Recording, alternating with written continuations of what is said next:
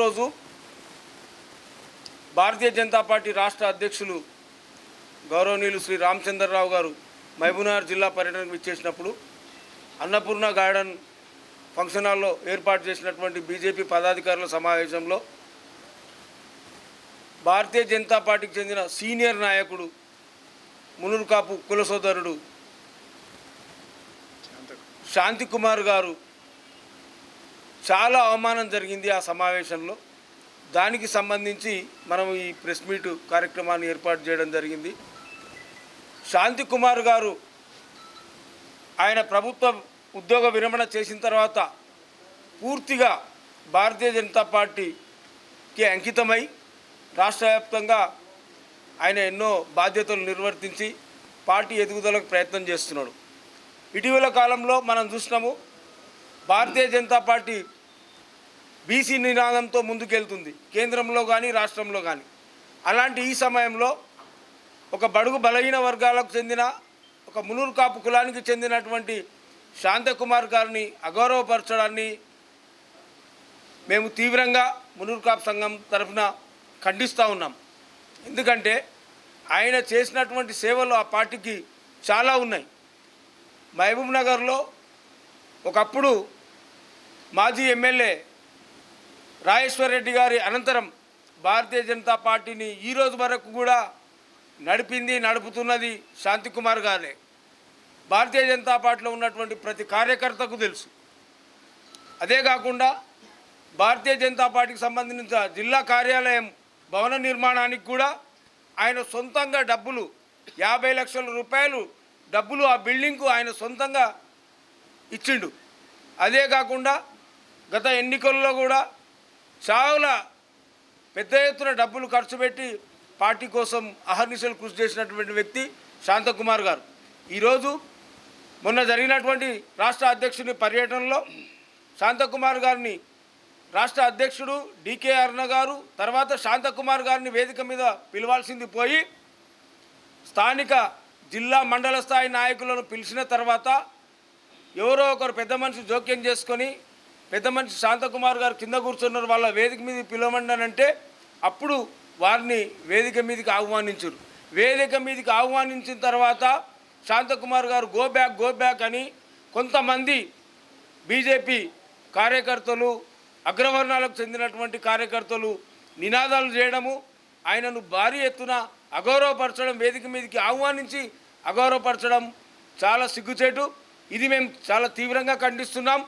ఇట్లాంటి దుశ్చర్యలకు పాల్పడితే బీసీల ఓట్లు కావాలని బీజేపీ ముందుకొస్తున్నటువంటి ఈ తరుణంలో ఒక బీసీకి మీరు ఇచ్చే గౌరవం ఇదేనా?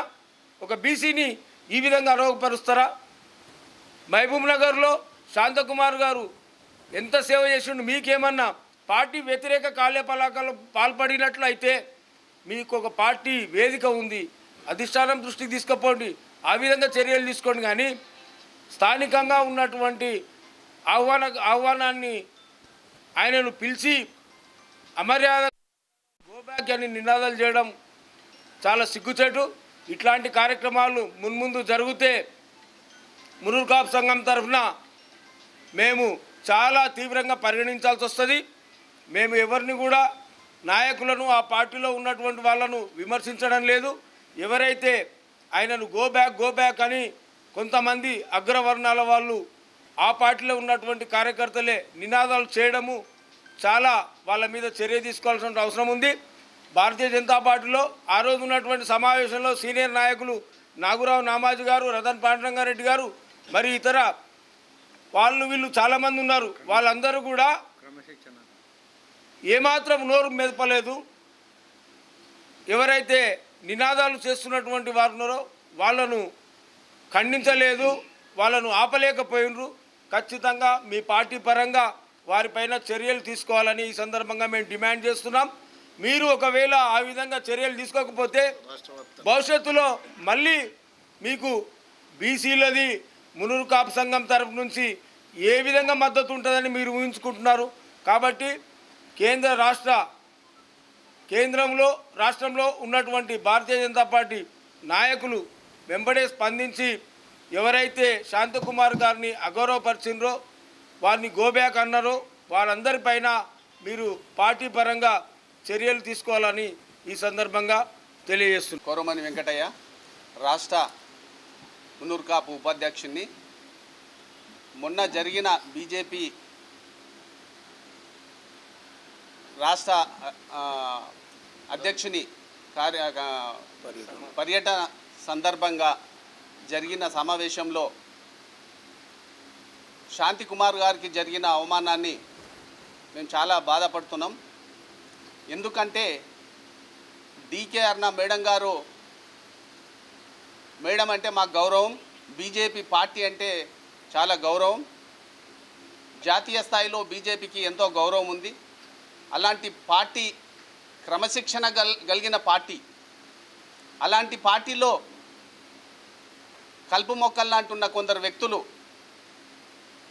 పూటకో పార్టీ మార్చే వ్యక్తులు, పార్టీ కొరకు అహర్నిశలు కృషి చేస్తున్న శాంతికుమార్ గారిని స్టేజ్ మీదకి క్రమశిక్షణ సంఘం సభ్యులు కూడా స్టేజ్ పైన ఉన్నారు. రాష్ట్ర అధ్యక్షులే స్టేజ్ మీద ఉన్నారు. రాష్ట్ర అధ్యక్షుల ముందల్లే ఈ అవమానం జరగడం చాలా బాధాకర విషయం. ఎందుకంటే స్టేజ్ మీదకి ఒక కోశాధికారి, రాష్ట్ర కోశాధికారి, ఈ మధ్య పార్టీలో వచ్చిన వ్యక్తి కాదు, ఎన్నో సంవత్సరాల నుంచి పార్టీ కొరకు అహర్నిశలు కష్టపడి పనిచేస్తున్న శాంతికుమార్ గారిని కేవలం బీసీ అనే వ్యక్తి అనే నినాదంతో ఆయన అణచిదొక్కాలని చూస్తున్నారు. మేడం గారికి నేను ఒక ప్రశ్న అడుగుతున్నా, బీసీల ఓట్లు బీజేపీకి అవసరం లేదా?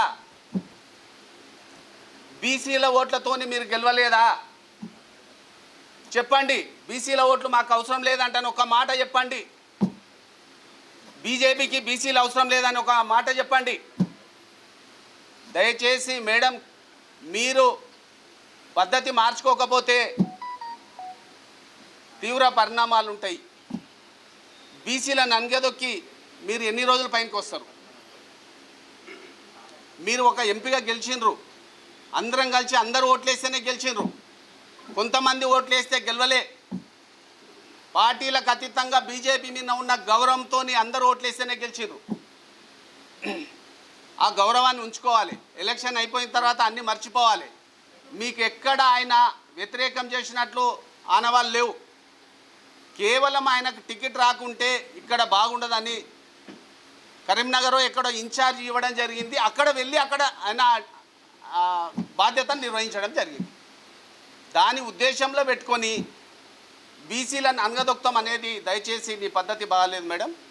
దయచేసి బీజేపీ నాయకులు ఎవరున్నా సరే, మీ ఎంబడి ఒక 5 మంది అగ్రవర్ణాల నాయకులు తప్ప ఒక బీసీ నాయకుడన్నా ఉన్నాడా ఒక్కసారి గమనించండి. ఎక్కడున్నా ఏ పార్టీలైనా మొత్తం ఇదే నడుస్తుంది. దయచేసి బీసీ నాయకులారా, బీసీ ఓటర్లారా గమనించాలి.